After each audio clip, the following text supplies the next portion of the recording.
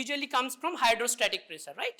আমাদের heart pump করছে, systolic একটা প্রেসার ক্রিয়েট করছে, একটা ওয়েভ যাচ্ছে, সেই ওয়েভ প্রত্যেকটা আরবিসিকে ক্যাপিলারি দিয়ে ঠেলে দেয়। নর্মাল ক্যাপিলারি ডায়ামিটার কত? Capillary diameter anybody? It ranges, it varies a lot, right? So usually 6 micrometer or 4 micrometer or 7 micrometer, something like that. But এই যে আরবিসি তার ডায়ামিটার কত? হ্যাঁ, it is 7 to 8 micrometer, right? তাহলে capillary diameter ছোট, আরবিসির diameter বড়, তাহলে definitely we have to push না. If there is narrow channel and the person who is going through it, we have to squeeze through it, right? So this is the typical structure of an RBC, right? See, what is the name? What is the name of this structure? It is biconcave, দ্বি-অবতল. In Bengali it is দ্বি-অবতল, biconcave. দুই দিকটা এরকম চেঁচে দেওয়া হয়েছে। এই বাইকনকেভ যদি স্ফেরোসাইটস হতো তাহলে কি অসুবিধা হতো? গোল গোল। স্ফেরোসাইটস এক্স্যাক্ট স্কুইজ হতো না। ফেরোসাইট যদি হয় বলের মতো হয় তাহলে একটা বলকে স্কুইজ করা অনেক কঠিন। কিন্তু if the structure is like this, যেখানে দুই দিকটা ছেটে দেওয়া হয়েছে, মাঝখানটা পাতলা, তাহলে আমরা স্কুইজ করে এটাকে ক্যাপিলারি দিয়ে পাঠিয়ে দিতে পারবো। So this is the importance of the first introductory slide. Now coming two RBC production. Just একটা দুটো কথা, তার বেশি নয়। আরবিসি প্রোডাকশন যে কোনো সেলস আমাদের one of the most active cell machinery বা cell proliferation machinery is bone marrow, right? Bone marrow.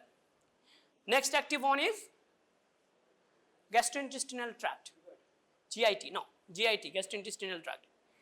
On an average, every 5 days, your whole gastrointestinal system regenerate itself in toto. Total যে সারফেসটা 5 দিন পর পর change হয়ে যাচ্ছে। আমরা যেরকম পোশাক চেঞ্জ করি ঠিক তেমনি 5 দিন পর পর আমাদের গ্যাস্ট্রোইন্টেস্টিনাল সিস্টেম মুখ থেকে পায়ে অবধি চেঞ্জ করতে থাকে। বিভিন্ন জায়গায় বিভিন্ন রেট হয় ইন জেনারেল। তার থেকেও বেশি রেটে চেঞ্জ হয় আমাদের bone marrow, can proliferate in so faster way.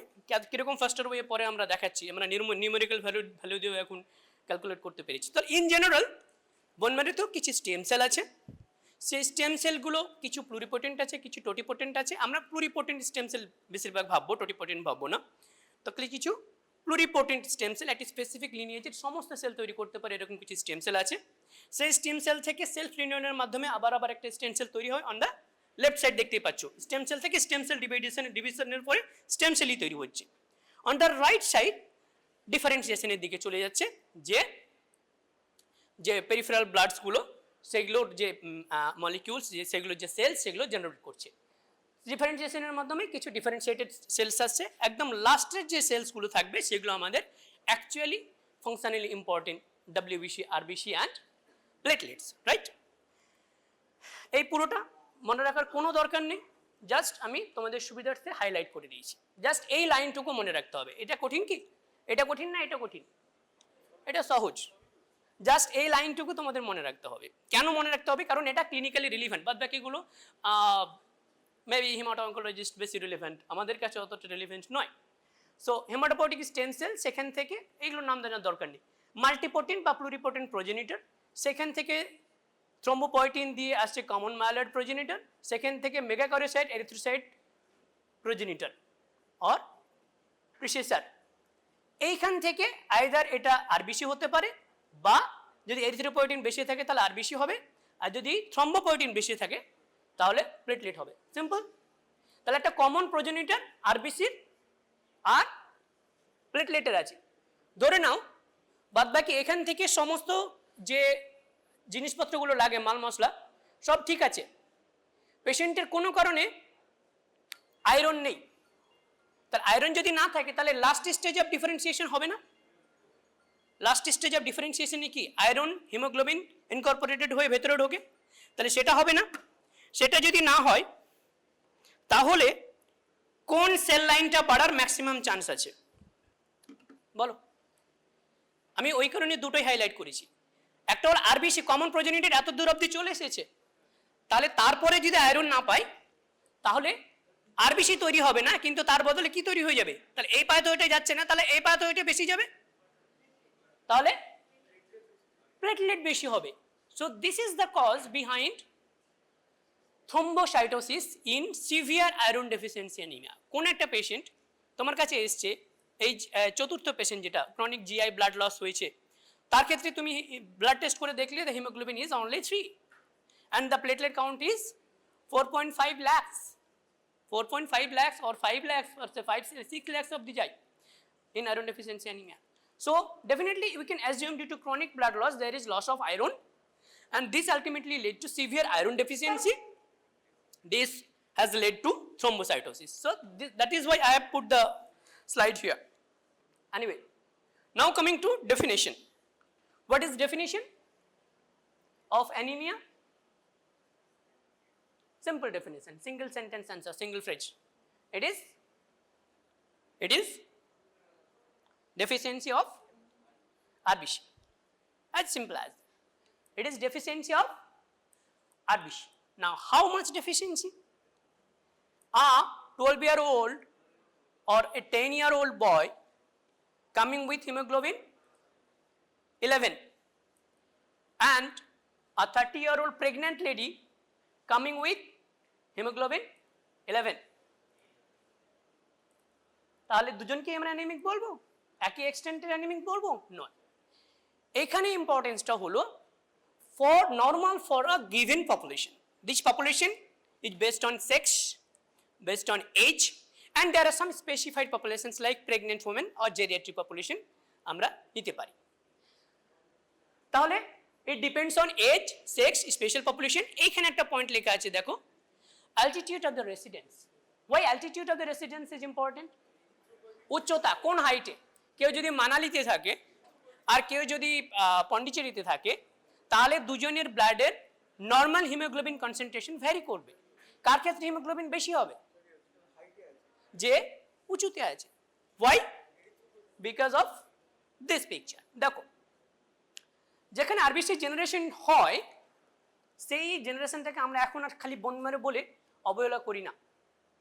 We say we have given a name to it. তাহলে যে অর্গানে হয় সেই নেমটা হলো এরিথ্রন। এরিথ্রন যেখানে আরবিসি জেনারেট হয় সেই অর্গানটার নাম হলো এরিথ্রন। যে স্মল নিস যেখানে যে বোন মেরে যে পার্টটুকুতে তৈরি হচ্ছে, দিস ইজ নোন অ্যাজ এরিথ্রন। সেই এরিথ্রয়েড মানে তো এরিথ্রনের মধ্যে আরবিসি তৈরি হচ্ছে। সে তৈরিতে কি কি লাগছে? আয়রন আছে, ফলিক অ্যাসিড আছে, ভিটামিন বি12 আছে, কপার আছে, আরও কিছু স্মল মলিকিউলস আছে। আলটিমেটলি রেড সেল মাস তৈরি করছে, তার কিছু ডিস্ট্রয় হচ্ছে, প্লাজমা ভলিউম ইনকর্পোরেট করছে, হিমোগ্লোবিন কনসেন্ট্রেশন হচ্ছে, হার্টে যাচ্ছে। আলটিমেটলি এই যে অ্যাটমসফেরিক অক্সিজেন লেভেল দেখতে পাচ্ছ, সেই atmospheric oxygen level decides the partial pressure of oxygen in our blood. তাহলে যদি অ্যাটমসফিয়ারে PO2 কমে যায়, তাহলে আমাদের ব্লাডেরও PO2 কমে যাবে। Simple physics. ব্লাডের যদি PO2 কমে যায়, যখনই আমাদের এই হাইপক্সিয়া, একটা ফলস সেন্স অফ হাইপক্সিয়া হবে বা ট্রু সেন্সও বলতে পারো। This is sensed by peritubular epithelial like cells in kidney, যেখানে এরিথ্রোপয়েটিন জেনারেট হয় in most of the cases. লিভারও অল্প পরিমাণে জেনারেট হয়, কিন্তু ফর ইয়োর পার্সপেক্টিভ অলওয়েজ জানবে erythropoietin is generated from kidney. সেই কিডনিতে যেই হাইপক্সিয়া হচ্ছে, হাইপক্সিয়া ইনডিউসিবল ফ্যাক্টর বলে একটা জিনিস আছে, সেটা অ্যাক্টিভেটেড হচ্ছে।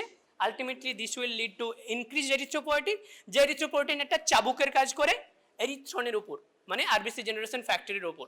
So this will ultimately lead to increase haemoglobin concentration in high altitude, right? That is why boys or girls of high altitude looks more pinkish, right? Their cheeks and all looks more pinkish. You have noticed, right? যারা তোমরা ঘুরতে গেছো plane থেকে উপরে। Anyway, so now এখানে একটা আমি দিয়েছি, এইটা হলো টোটাল ওয়ার্ল্ড পপুলেশন। একটা পাই ডায়াগ্রাম দেওয়া হয়েছে, this is the whole world population. Whole world population currently how much? Anybody? এখন তো মিনিটে ঘন্টায় আপডেট হয়ে যায় ওয়ার্ল্ডোমিটারে। It is no, how much world population in billion? Adult population it is nearly 8.1 billion, right? 8.1 billion, and among 8.1 billion nearly 2 billion people, like every one of 4 among us, are anemic by definition. Maybe it undermined, maybe it not diagnosed yet, but definitely 1 in 4 people in the whole world are anemic. So it is such a important, and more importantly it is treatable as well. So that is why the prevalence is so important here. Now based on the population, how much is the cutoff? I have just mentioned the table. তোমাদের এখানে কয়েকটা খালি মনে রাখতে হবে। At বার্থে বেশি থাকে, it is 17, childhood 12, adolescent 13, adult men আর 14 to 18. Adult men are 14 to 18. 16 plus minus 2, that is equals to 14 to 18. So if someone having hemoglobin concentration of more than 18, say 19 milligram per day DL, this indicates the patient is having polycythemia. Maybe true, maybe false, there are other types, we will discuss it later, but maybe having excess of hemoglobin. And if someone is say 12 or 11, then he is anemic. In adult women menstruating, the normal is 11 to 15, right? In adult women, this is the most recent one, right? 2024 guideline, WHO. In adult women, it is again postmenopausal, 12 to 16, and during pregnancy, the last line is the most important one. Anaemia সবার জন্য important, যারা gynaecology করতে যাবে তাদের জন্য important, যারা medicine পড়াতে যাবে, যারা গ্যাস্ট্রোএন্টারোলজি, সবার জন্য ইম্পর্টেন্ট, জেরিয়াট্রিক মেডিসিন। সো এই ডিউরিং প্রেগনেন্সি আমাদের normal haemoglobin level will be 10 to 14, আমরা 10-এর উপরে থাকলে উই আর হ্যাপি। এগুলোর বিভিন্ন কারণ আছে, ফিজিওলজিক্যাল কিছু চেঞ্জেস হয়, সেটা তোমরা গাইনোকোলজিতে ফিজিওলজিক্যাল চেঞ্জেস ইন প্রেগনেন্সিতে জানবে। Anyway, now coming to the NMC depicted topic, that is classification of anemia. তার অ্যানিমিয়া আমরা প্রথমেই দেখলাম যে চারখানা আলাদা আলাদা পেশেন্ট, যে কেস 1, 2, 3, 4 আমরা ডিসকাস করছিলাম, তাদের সবারের প্রেজেন্টেশন নিয়ারলি একই রকম, কিন্তু কজ আলাদা। আমরা পরে দেখব, পুরো অ্যানিমিয়ার ক্লাস শেষ হলে দেখব। তো সেই কারণে from the very beginning our scientists or doctors has tried to classify anemia based on various parameters. তার মধ্যে the first one is Maxwell Weintraub. এই লোকটা হয়তো দেখোনি, কিন্তু এনার সব কিছুই তোমরা করেছো এতে। অ্যাটলিস্ট উইন্ট্রোবস টিউব নামটা শুনেছো? উইন্ট্রোবস টিউব কোথায় ইউজ হয়? ESR estimation, right? So this great person was Maxwell M. Weintraub. So he classified anemia based on the size. Anemia microcytic, anemia macrocytic, anemia normocytic. So whenever we are talking about size, so definitely we have to know what is the normal size. So normal size of RBC, we can measure it now of individual RBC, but at that time it was some mean measurements, right? একটা গড়ে আমরা RBC এর মাপটা নিতাম। So RBC এর volume সেটা আমরা MCV দিয়ে মাপতাম, mean corpuscular volume, MCV. So what is the normal MCV? এগুলো ডিটেলসে আমি যাব না। MCV, MCH, MCH এগুলো তোমাদের ফিজিওলজির জিনিস, আমরা খালি রেঞ্জটা দেখব। Mean corpuscular volume is normal is 85 to 95. This is the most important parameter to consider. Mean corpuscular volume, right? বাদ বাকিগুলো খুব একটা ইম্পর্টেন্ট নয়। কি ইম্পর্টেন্ট সেগুলো আমরা ছোট ছোট ক্লাসে ডিসকাশন করতে পারি, কিন্তু not in lecture class, right? Mean corpuscular hemoglobin concentration and mean corpuscular hemoglobin. The most important one is MCV to classify anemia. Now coming to microcytic anemia. Why it is microcytic? Size is reduced, right? Size is reduced. Why size is reduced? It is due to reduced, it is due to not hyperproliferation, reduced hemoglobin. So reduced hemoglobin can be due to reduction in heme synthesis or due to reduction of globin synthesis. So reduction of heme synthesis is mainly due to iron deficiency. In heme we have 4 tetravalent ring, and in the middle we have iron molecule. So if there is iron deficiency or in deficiency in globin synthesis deficiency হয় এরকম একটা ডিজিজের নাম বলো, globin synthesis না? Yes, to some extent true.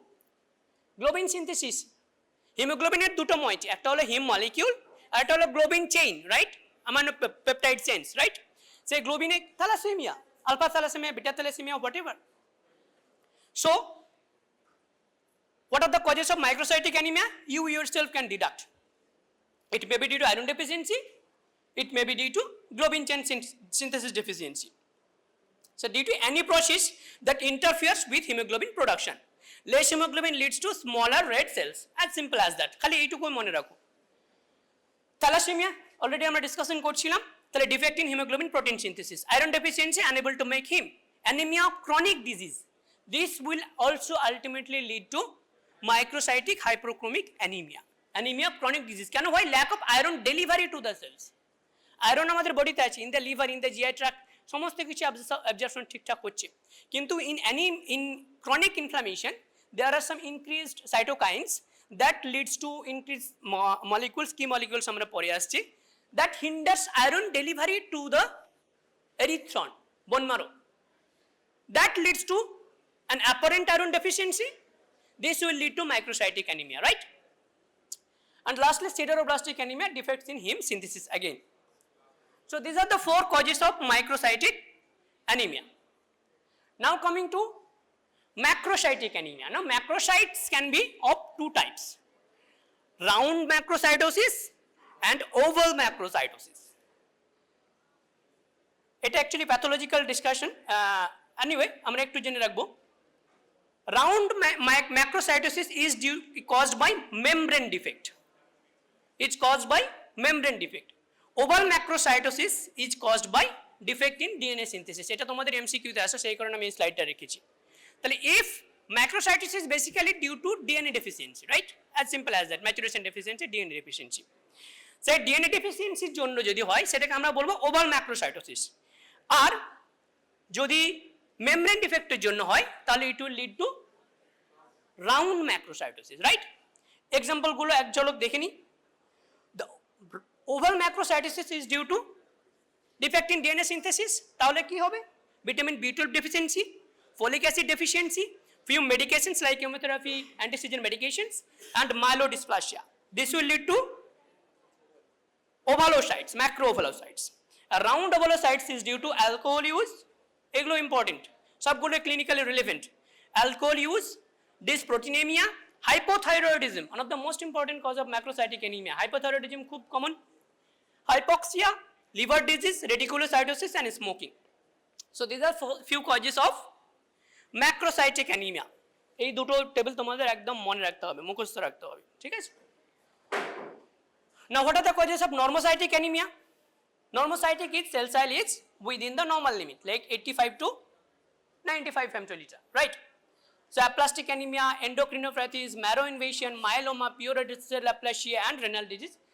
Renal disease is the most important cause. তোমরা অনেক সময় ভুল করো। Renal disease is usually it is normocytic anemia হয়. It is due to reduced erythropoietin, right? So সেখানে normocytic anemia হয়. Now coming to classification of anemia based on mechanism. So what is the underlying mechanism of anemia? Based on that we have classified anemia. So to check for mechanism, there are only 2 mechanisms. Number 1, underproduction, or number 2, overproduction. Overproduction is due to increased demand. এটা আমাদের অনেক সময় confusion হতে পারে যে why overproduction leads to anemia. It is basically an effect of anemia that leads to overproduction. So whenever there will be overproduction, this will lead to increased RBC generation, and এই increased RBC response there will be increased reticulocytes. Reticulocytes, what are reticulocytes? It is just precursor, you can say just precursor of RBC that can come early in the peripheral blood cells and stays there for more than less than 24 hours, and within 24 hours it becomes mature. So these are reticulocytes. Reticulocytes are nothing but RBC with MRI in it, mRNA in it, RNA in it, right? RBC with mRNA in it. So সেই mRNA গুলো detect করার জন্য আমরা কিছু কিছু Steyn করি, সুপ্রাভাইটাল Steyn বা new মেথিলিন blue Steyn, সেই সমস্ত স্টেইনগুলো ইউজ করে আমরা রেটিকুলোসাইট কাউন্টটা, এখন আগের যুগে আমরা দেখতাম, এখন অবশ্য সব অটোমেটেড কাউন্টটা চলে এসেছে, আমরা ডাইরেক্টলি অ্যাবসলিউট রেটিকুলোসাইট কাউন্টটাই আমরা অ্যাজিউম করতে পারি। So in previous era we used to express reticulocytes in percentage. এখানে একটা প্রবলেম রয়েছে। See, if there are 100 RBCs and 1 reticulocyte among it, then it becomes 1% reticulocyte. If there are 50 RBC, so this person is anemic, right? But even if the bone marrow is not producing enough reticulocyte, this will also lead to one reticulocyte, but the percentage is erroneously increased to 2% reticulocyte, right? In the next one, if there is severe anemia, say RBC is 9 and only 1 reticulocyte, like in other scenario, so here the bone marrow response is inadequate. এখানে আমাদের reticulocyte হতো আরো 5 খানা বা 10 খানা হওয়া উচিত ছিল, কিন্তু inadequate response, but erroneously you are thinking that there are 10% reticulocytes. That is why it is important to correct reticulocyte based on total RBC mass.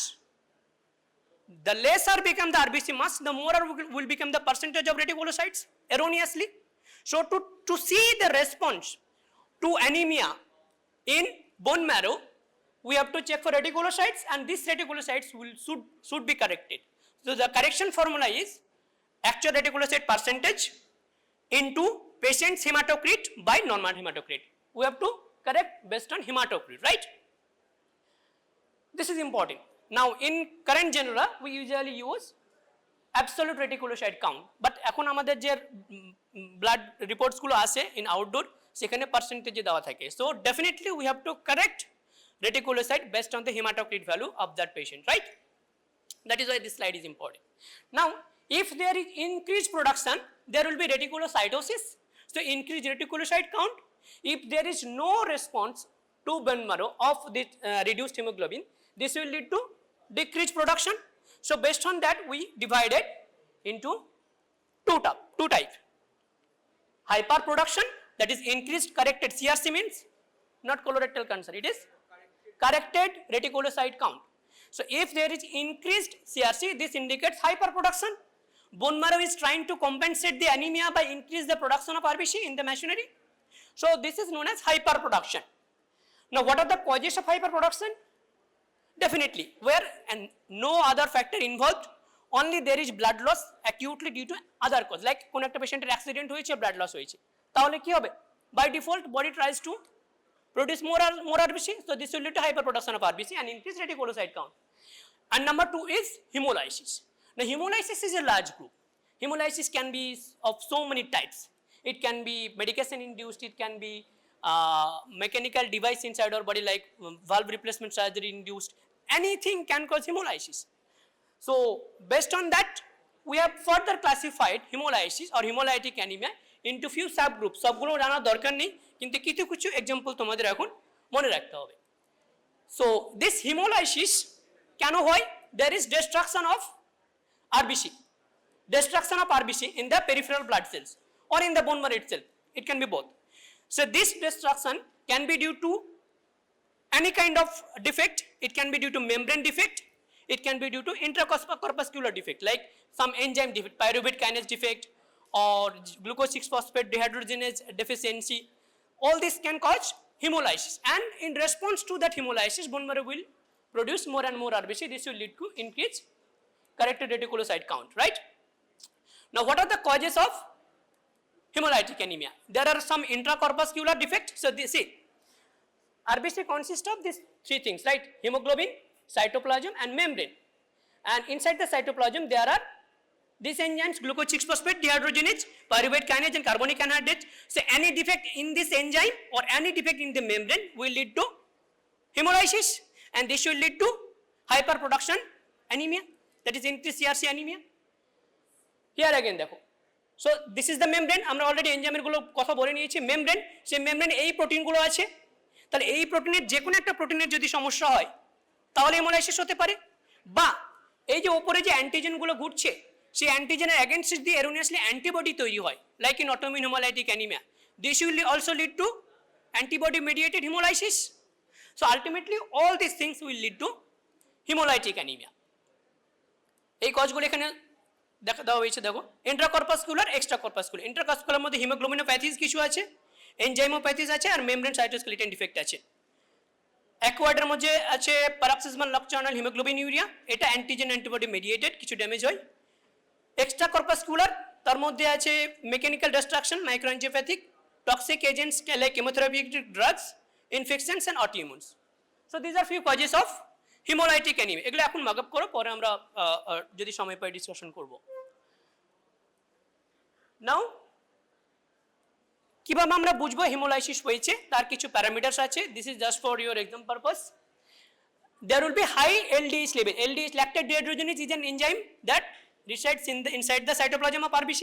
So if there is RBC destruction, there will be release of LDH in the blood. So this will elevate the LDH, and hemoglobin will also be released. Now free hemoglobin is toxic. Free hemoglobin, free heme, everything is toxic. So to bind that free heme, we have one molecule known as haptoglobin. This haptoglobin binds with free heme and it scavenges via liver. Liver they বের করে দেয়। Now this will lead to what? Normal जो free haptoglobin, sir তার তো কোনো কাজ থাকে না। তো যখনই হিমোলাইসিস হবে, হিম ফ্রি হবে, সেই হ্যাপ্টোগ্লোবিন হিমগুলোকে স্ক্যাভেঞ্জ করতে শুরু করবে, দিয়ে তারা লিভারে গিয়ে সেটাকে ডেস্ট্রয় করে দেবে। এই ডেস্ট্রাকশনের সাথে সাথে হ্যাপ্টোগ্লোবিনও রিডিউস হয়ে যাবে। তাহলে the feature of hemolytic anemia will be reduced haptoglobin, not increased haptoglobin. There will be reduction in haptoglobin level. And next one is increased blood by urine free hemoglobin. This is simple, blood hemoglobin বেড়ে যাবে। And lastly, blood smear will show evidence of hemolysis like cystocytes. Cystocytes এখানে দেখতে পাচ্ছ তোমরা চ্যাপ্টা। These are known as cystocytes. So in hemolysis there will be fragmented RBC. This fragmented RBC in peripheral blood smear will appear as cystocytes. So what are the important characteristics of hemolysis? Number 1, increased LDH. Number 2, decreased haptoglobin. Number 3, cystocytes in peripheral blood. Number 4, blood hemoglobin by urea hemoglobin বেড়ে যাবে। As simple as that. Now coming to underproduction. So here the production of RBC itself has been reduced. So this will lead to decreased corrected reticulocyte count, decreased CRC. So this consists of 75% of all anemia. I am putting the same pie chart here again. So this is the whole anemia, and this blue part is the 75% of all anemia is due to underproduction. So among the underproduction, number 1 is, what are the causes of underproduction? Option number 1 is nutritional deficiency. So what are the nutritional deficiencies that will lead to low proliferation or hyperproliferative anemia or underproduction anemia? All kind of nutrients: vitamin B12, folic acid, copper, iron, and vitamin C. The last one is very important, just remember that, vitamin C. অপশনে সবগুলোই থাকবে, vitamin CO থাকবে, তোমরা অনেক সময় ভুলে যাও, আমরাও ভুলে যাই। সো এই ছখানা আমাদের মনে রাখতে হবে, 5খানা। Vitamin B12 is important, copper is important, folate, iron, and vitamin C. Absence of red cell precursors. There is inherent loss of red cell precursors in the bone marrow, the first image. So this will also lead to underproduction or hyperproliferative anemia. So what are the causes? Aplastic anemia and pure red cell aplasia. Pure red cell aplasia কে করে? Which virus lead to pure red cell aplasia? MCQ question, quiz. Parvovirus B19. Parvovirus B19 will lead to pure red cell aplasia. This directly destroys the erythron, right? তো সেক্ষেত্রে আমাদের underproduction anemia হবে। তারপরে lack of erythropoietin. If erythropoietin is secreted from kidney, so if there is reduction in erythropoietin, this will also lead to hyperproliferative anemia. So the causes are anemia of inflammation, renal disease, and anemia of aging. Then there may be marrow replacement. Erythron ke replace kore diyeche fatty infiltration or marrow dysplasia, whatever, like granulomatous disease, infectious neoplasm, etc. And there may be stem cell defect. যে stem cell থেকে RBC তৈরি হচ্ছে সেটারই যদি defect হয়, this will also lead to hyperproliferative anemia, like acute leukemia, chronic leukemia, myelodysplasia, all these things, right?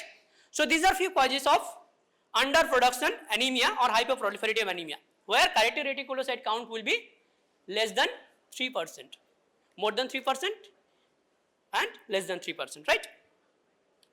Again WHO classification এখানে ওই বিভিন্ন এজে দেওয়া হয়েছে ওই ক্লাসিফিকেশনটা। এখানে এই ক্লাসিফিকেশনটাতে গ্রেডেশন করা হয়েছে, কেবলমাত্র WHO এই গ্রেডেশনটা করে usually. Mild, moderate, severe anaemia যে ডেফিনেশন এটা অন্য ধরনের ক্লাসিফিকেশন, এটা clinical classification based on grade. So normal তো একটা আমরা আগে চারটা দেখলাম, এবারে যদি কম হয় তাহলে কতটা কম তার বেসিসে আমরা ক্লাসিফাই করেছি মাইল্ড, মডারেট, সিভিয়ার। একটা বড় চার্ট, এখানে সব কিছু মনে রাখার দরকার নেই, খালি লাস্ট পয়েন্টে মনে রাখবে সিভিয়ার অ্যানিমিয়া কখন বলবো। In most of the cases, if it is less than or equal to 8, this is known as severe anemia. And in some cases, if it is less than 7, we will know it as severe anemia. In which cases? Like in pregnancy. Any trimester pregnancy less than 7 is severe anemia. And other cases are child and child up to 5 years. Less than 7 is severe anemia. Rest of the cases less than 8 is severe anemia, right? 8-এর উপরে হলে management আলাদা, 8-এর নিচে হলে management আলাদা। That is Y এই লাস্টের লাইনটা তোমাদের খুব গুরুত্বপূর্ণ, right? Now coming two iron deficiency anemia. So this is the most common cause of anemia worldwide, you can say. More than 57% of women in India are anemic. This is true picture. তুমি যে কোনো 10 জনের test করো, তার মধ্যে দেখবে 5 জন বা 6 জন বা 7 জন অ্যানিমিক আসছে। মডারেট অ্যানিমিয়া একজন দুজন আসবে, সিভিয়ার অ্যানিমিয়া লেস দ্যান 8 বা লেস দ্যান 7 নিয়ে আসবে। So this is the true picture, এখানে স্টেট ওয়াইজ ডিস্টিংশনটা দেওয়া হয়েছে। নাও কামিং টু আয়রন হোমিওস্ট্যাসিস, কিভাবে আয়রনটা আমাদের বডিতে ট্রান্সপোর্ট হয়, কিভাবে অ্যাবজর্ব হয় সেই সম্পর্কে একটু আমরা জানবো। একটু কনসেন্ট্রেট করার চেষ্টা করো। So in iron delivery we have two important molecules. Number one is transferrin. This helps to transport iron from one cell to another. It can be any transporting that তোমরা অ্যামাজনে অর্ডার করেছো, ফ্লিপকার্টে order করেছো, সেখানে দেখো বিভিন্ন depot থাকে, ডানকুনিতে আসছে, নদিয়াতে আসছে, তারপর তোমার নিয়ারেস্ট হাবে আসছে, সেখান থেকে ট্রান্সপোর্ট হচ্ছে। এই যে transfer of iron from one cell to another, it may be from duodenal enterocyte to liver, from liver to reticular endothelial cells, to reticular endothelial cells to bone marrow cells or nanoblast. It can be anything. So this transfer is made by molecule transferrin. তাহলে ট্রান্সফেরিনের জন্য কি, তাহলে সেই transferrin associated হিমোগ্লোবিনটাকে conserve করার জন্য তাহলে transferrin receptor থাকতে হবে। তাহলে কমন সেন্স কি বলে, maximum number of transferrin receptor কোন সেলে থাকবে, কোন সেলে থাকবে সব থেকে বেসিক কনসেন্ট্রেশনে? ডেফিনেটলি আরবিসির প্রিকারসারগুলোতে, প্রোনর্মোব্লাস্টে বা নর্মোব্লাস্টে maximum concentration of transferrin receptor থাকবে। তারা বেশি করে ব্লাড থেকে transferrin bound haemoglobin transferrin bound আয়রনটাকে স্ক্যাভেঞ্জ করবে এবং তারা ইনকর্পোরেট করবে, ট্রান্সফেরিনটাকে ডিস্ট্রয় করে দেবে, right? Another important molecule is ferritin. Ferritin is the storage molecule or depot molecule. So the importance of ferritin is in initial few days of blood loss or in iron deficiency, তোমার body কিছু বুঝতেই পারবে না। কারণ কি, তোমার already body store করে রেখেছে in reticular endothelial cells, in liver or in enterocyte some iron inside ferritin molecule. Ferritin molecule একটা লার্জ মলিকিউল আমরা দেখাবো। তাহলে সেই ফেরিটিন মলিকিউলে অলরেডি স্টোরে থাকে, সেই কারণে অনেক দিন, বেশ কিছু দিন, তুমি 2 সপ্তাহ 3 সপ্তাহ কোনো কিছুই চেঞ্জ বুঝতে পারবে না। So here lies the importance of ferritin. It is just the depot molecule of iron, right? এখানে this is the transferrin, দেখতে পাচ্ছ একটা বাইলোবড প্রোটিন, এদিকে একটা আয়রন বাইন্ডিং মইটি আছে, এদিকে একটা আয়রন বাইন্ডিং মইটি আছে। So this is transferrin. সে ট্রান্সফেরিন সব জায়গাতে আয়রনটাকে এদিকে ওদিকে নিয়ে যায়। আর এইখানে আছে ফেরোপোর্টিন। ফেরোপোর্টিন বলে একটা চ্যানেল আছে, সেই চ্যানেলটা আয়রনকে সেলের ভেতরে নিয়ে যায়। তাহলে যে সমস্ত জায়গাতে আয়রন ভেতরে যাবে বা বাইরে যাবে, বাইরে যাওয়াটা ইম্পর্টেন্ট, ভেতরে যাওয়ার থেকে সেলের বাইরে যাবে, ফেরিটিন স্টোর হয়ে আছে, এবার যখন আমার দরকার তখন সেই ফেরিটিন থেকে আয়রনটাকে আমাকে নিয়ে বাইরে বেরোতে হবে, বোনমারো তো পৌঁছাতে হবে, তাহলে সেলের বাইরে বেরোতে হবে। সেই বাইরে বেরোনোর জন্য একটা চ্যানেল দরকার, সেই চ্যানেলের নাম কি, ফেরাম ট্রান্সপোর্টিং চ্যানেল। ফেরামকে পোর্ট করে দিচ্ছে, তাহলে তার নাম কি দেবো, ferroportin. This molecule is very very crucial. তাহলে ফেরোপোর্টিন কোথায় কোথায় থাকবে, আমাদের গ্যাস্ট্রোইন্টেস্টাইনাল সিস্টেমে ডিউডিনাম আছে, সেখানে আয়রন অবজর্ভ হয়, তাহলে তার এন্টেরোসাইটের বেসোল্যাটারাল মেমব্রেনে ফেরোপোর্টিন থাকবে। সামনের দিক থেকে অ্যাবজর্ব করছে, পেছন দিক থেকে বের করে দিচ্ছে। আর লিভারের হেপাটোসাইটে ফেরিটিন থাকে, তাহলে সেখান থেকে আমাদের আয়রনকে বের করতে দরকার হবে ফেরিটিন থেকে গলিয়ে, তাহলে সেখানেও ফেরোপ্রোটিন থাকবে।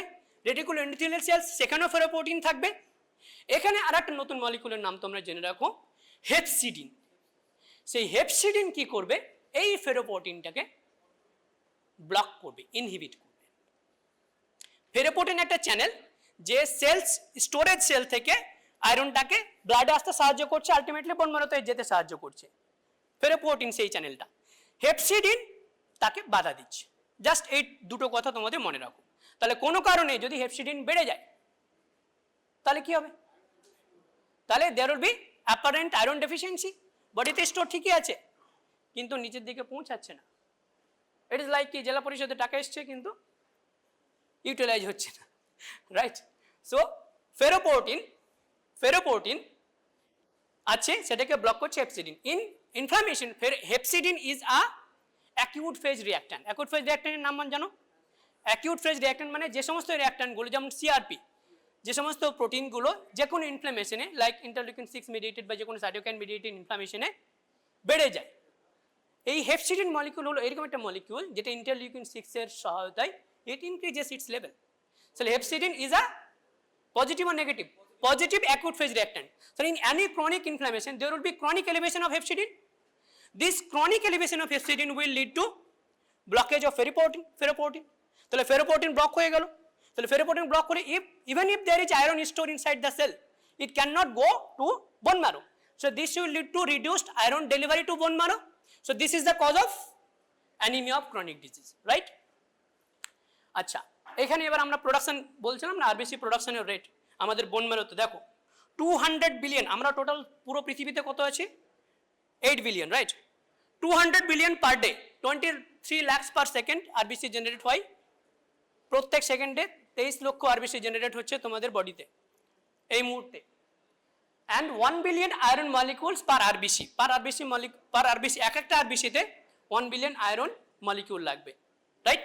That is Y iron is so crucial, right? এবার আমরা পরের পেজে যাচ্ছি। So this is the molecule. এটা জাস্ট তোমাদের একটু ইন্টারেস্ট জাগানোর জন্য দিয়েছি, সবাই ঘুমাচ্ছ। ফেরিটিন, দিস ইজ দ্য, এখানে 24খানা পলিপেপটাইডস আছে, তার মধ্যে অসংখ্য ফেরিটিন মলিকিউল। এই ভেতরে যে কোর আছে দেখতে পাচ্ছ, এই ভেতরের কোরটা মাঝে মাঝে ফাঁকা দিয়ে দেখা যাচ্ছে, তার মধ্যে আমরা আয়রনটা ঠুসিয়ে রাখি। তাহলে ferritin is nothing but bag, right? সেই পিগি ব্যাংক ছিল না, পিগি ব্যাংক, সেই bag. And the next molecule is transferrin. ট্রান্সফেরিনের দেখেই বুঝতে পারছো দুখানা লোব আছে, so it is a bilobe protein. প্রত্যেকটা লোবে একটা একটা করে লাল লাল জিনিস দেখতে পাচ্ছ। So this red thing is nothing but iron, right? So this is the transferrin molecule. Now coming to iron absorption. তাহলে এতক্ষণ আমরা ট্রান্সপোর্ট এবং স্টোরেজ নিয়ে ভাবছিলাম। এবারে একদম যেটা বেসিক পার্ট, যেটা আমাদের সব থেকে বেশি ক্লিনিক্যালি রিলেভেন্ট, সেটা হলো কি আয়রনটা অ্যাবজর্ব কিভাবে হয়। এখান থেকে অসংখ্য এমসিকিউ কোশ্চেন আছে, এই কারণে আলাদা করে আমি একটা স্লাইড রেখেছি। আয়রন অ্যাবজর্পশন কোথায় হয়? আয়রন অ্যাবজর্পশন কোথায় হয়? ডিউডিনামে। Mainly it is in the proximal intestine in duodenum. সেই আয়রন অ্যাবজর্পশনে কিছু কিছু ইম্পর্টেন্ট ফ্যাক্ট আমাদের জানতে হয়। আমাদের ফুডে মোস্ট অফ দ্য আয়রন কোন ফর্মে থাকে? Trivalent, right? Fe3+ হিসাবে থাকে। In nature as well or in our food most of the iron are in Fe3+ form. But this Fe3+ we cannot take through our duodenal enterocyte. তাহলে Fe3+ থেকে Fe2+ করতে হবে। তাহলে Fe3+ থেকে Fe2+ করার জন্য ইলেকট্রনকে যেতে হবে না আসতে হবে? ইলেকট্রনকে আসতে হবে, প্লাসটাকে কমাতে হবে, ইলেকট্রনকে আসতে হবে। তাহলে কোন একটা রিঅ্যাকশনে যদি ইলেকট্রন আসে সেটাকে আমরা অক্সিডেশন বলি না রিডাকশন বলি? Definitely it is reduction, right? তাহলে একটা এনজাইম আছে যার নাম হলো ফেরোরিডাকটেজ।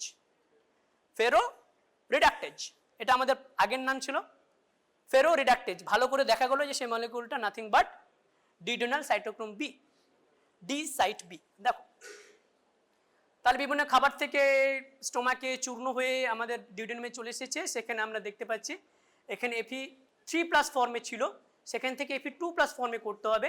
সেটা কে করবে? একটা রিডাকটেজ এনজাইম করবে অবভিয়াসলি। সেই রিডাকটেজ হলো কি নাম দিয়েছিলাম? ফেরোরিডাকটেজ। দেখা করবো কি সেটা actually duodenal cytochrome B, D site বি1। সো এইটা তোমাদের অনেক সময় এমসিকিউ এ আসে যে এই রিডাকশনটা কোন এনজাইম কোন মলিকিউল দিয়ে হয়। তাহলে Fe3+ থেকে Fe2+ হয়ে গেল। Fe2+ মানে কি ডাইভ্যালেন্ট, তাহলে ডাইভ্যালেন্টকে আমরা খুব তাড়াতাড়ি এন্ট্রোসাইটের মধ্যে ঢুকিয়ে নিতে পারবো একটা পোর্ট দিয়ে, তাহলে সেই পোর্টের নাম কি দেবো, সেই ট্রান্সপোর্টের নাম কি দেবো, ডাইভ্যালেন্ট। আয়রনটা মেটাল না নন মেটাল, মেটাল, তাহলে ট্রান্সপোর্টার, তাহলে DMT1, ডাইভ্যালেন্ট মেটাল ট্রান্সপোর্টার 1 দিয়ে যেই Fe3+টা ডি সাইড বি দিয়ে Fe2+ হয়ে গেল, আমরা ফুট করে তাকে ভেতরে ঢুকিয়ে নিলাম। ভেতরে ঢোকানোর পরে কি সেই ফ্রি আয়রন থাকবে না, ফ্রি আয়রন থাকবে না, তাকে আমাকে স্টোর করে রাখতে হবে। কোথায় স্টোর করব? ফার্স্ট স্টোরেজ হলো ওই সেলের ভেতরে। ওই সেলের ভেতরে স্টোর করার সুবিধা আছে। একটা হলো যদি আমাদের দরকারের বেশি আয়রন অ্যাবজর্ব করে ফেলি, তাহলে আমরা ওই সেল থেকে বেরোতেই দেবো না, হেপসিডিনকে বাড়িয়ে দেবো, তাহলে ওই সেল থেকে বেরোবে না। ওই সেলে থাকলে ওই সেল কতদিন থাকবে, 5 দিন 10 দিন ম্যাক্সিমাম, তারপর তো ধরে পড়ে যাবে, তাহলে আয়রনটা লস হয়ে যাবে, জিআই লস হয়ে যাবে। তাহলে for better control or day to day control of iron homeostasis, আমাদের ইনিশিয়াল যে আয়রন সেটা ওই এন্টেরোসাইটে স্টোর হয়ে থাকছে। In which form? Storage form একটাই মেনলি, অ্যাট ইউর লেভেল একটাই, হিমোসিডেরিন পরে আসবো, কিন্তু storage form, physiological storage form is ferritin. তাহলে here again the storage, the hemoglobin, sorry, the Fe2+ will be stored as ferritin, right? এখানেও আমাদের Fe2+ থেকে Fe3+ করা লাগে, Fe3+ ফর্মে ফেরিটিনে স্টোর হয়, রাইট? এবারে যখন আমার দরকার পড়ছে আমরা, তখন সেই আয়রনটাকে আবার আমরা ফেরোপ্রোটিন দিয়ে বাইরে বের করে দিতে পারি, রাইট? ফেরোপ্রোটিন দিয়ে বাইরে বের করে দিতে পারি। ফেরোপ্রোটিন দিয়ে যখন বের করব তখন আয়রনটা কি থাকবে, Fe2+ থাকবে।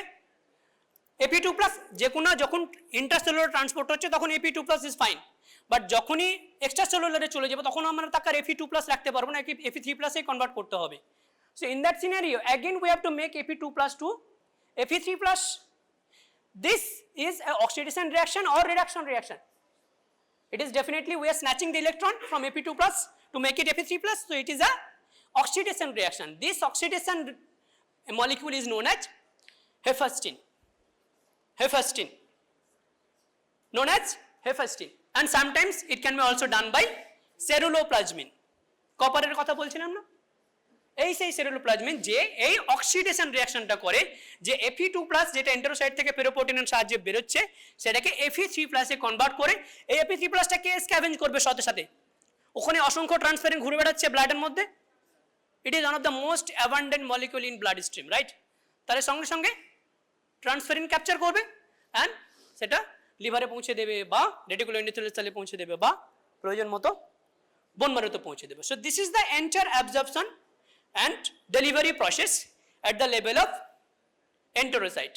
Very crucial. যদি এখন বুঝতে না পারো, বুঝতে না ইচ্ছা হয়, অ্যাটলিস্ট বাড়িতে গিয়ে এই স্লাইডটা অ্যাটলিস্ট দেখো, এখান থেকে একখানা দুখানা তিনখানা এমসিকিউ আসবে, হোপফুলি আসবে। কিছু ক্লিনিক্যাল রিলিভেন্সও আছে, কি আছে সেটা আমরা পরে ডিসকাশন করছি।